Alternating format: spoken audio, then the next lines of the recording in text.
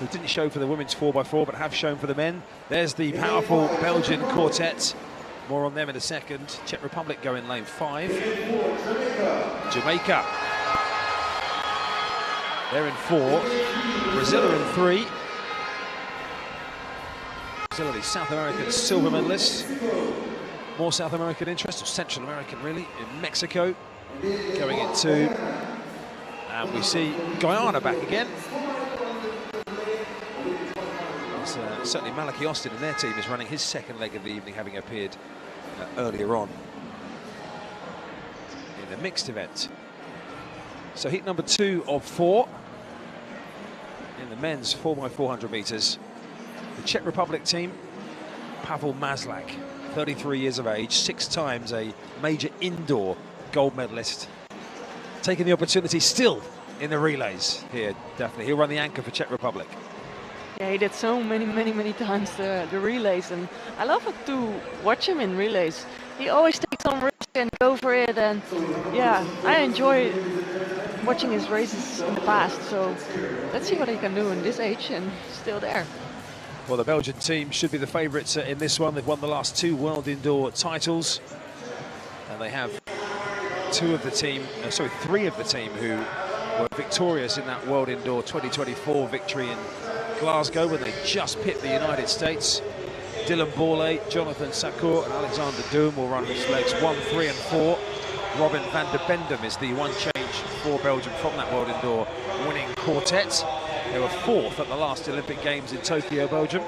There is Alexander Doom, the World Indoor 400-meter champion, became the first athlete to win the World Indoor 400 individual and the World Indoor relay in the same event. Slightly surprised winner, I think some would have felt, in the World Indoor 400 meters. But Jamaica, having a little look at their third leg runner, Asini Wilson there. They were 4th in the world final. We look at their teams. Andrew Barnes was part of that team that finished 4th in that world final. He'll run the second leg. There is Dylan Borlée, the youngest of the Borlée brothers. So Kevin and Jonathan are on the team here, but we haven't seen them in action today. Nigeria, Dumam Wachukwu. Their first leg, Tokie, as they're now officially known in the international sporting fraternity. Yasmani Capello has a throwback on the third leg. Still competing at the highest level. What are you looking at here, Daff, in this particular lineup? Brazil, I think, would expect to play a part as well. Yeah, Nigeria is running fast this season already, and Belgium, of course, and of course, just yeah, Jamaica. Yeah, this is a very strong one, I think. You can't name everybody. No, that's true. You're right. This is a competitive heat. This one, with only 2 places up for grabs. No, but Belgium with Doom in their season, it was great to watch his races. He was always in the second, and the last little bit he was going for it. So just that's really cool. Let's bring you the teams out to win then.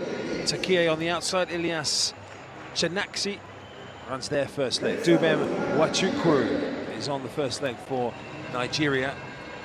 Dylan Borlée for Belgium. Doom runs the anchor, as I mentioned. He'll be up against Pavel Mazlak on the anchor. The Czech Republic, Matej Kursek leads them off. Jamaica's opening runner is Malik James King. Zandrian Barnes, Asini Wilson and Damish Gay. Brazil, the South American silver medalist, they have Lucas Carvalho, who's run 45-1 this year already.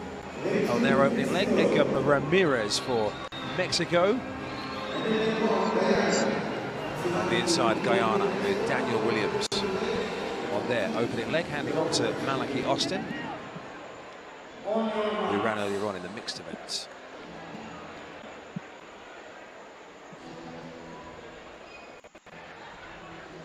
Heat 2 of 4 in the men's 400 meters, 4x400 meters, I should say.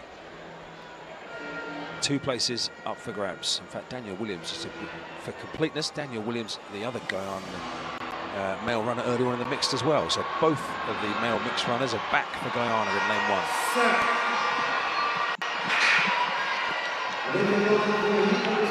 Away we go then. Dylan Borlée for Belgium is 2 from the left. Nigeria just outside them have gone out very strongly. Dubem Wachukwu made a couple of meters up on Elias Kanaks at the moment. Borlée has gone away from the Czech Republic. Mate Kursek inside him. Jamaica with Malik James King. Brazil inside him with Lucas Carvalho. One just struggling at the moment, Czech Republic and Guyana on the inside, finding it difficult.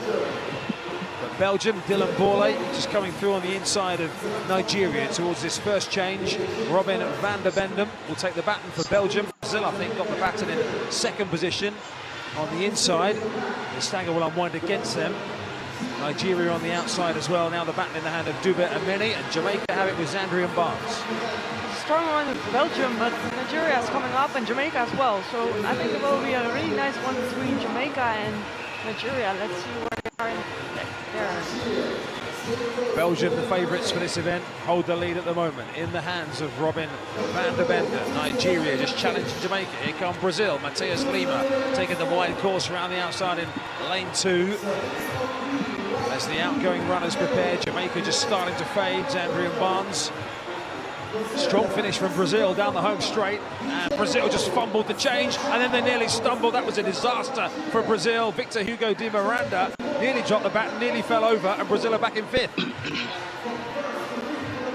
So Belgium away in front with Jonathan Sakua running his second leg of the evening. In second position, Sikiru Adeyemi.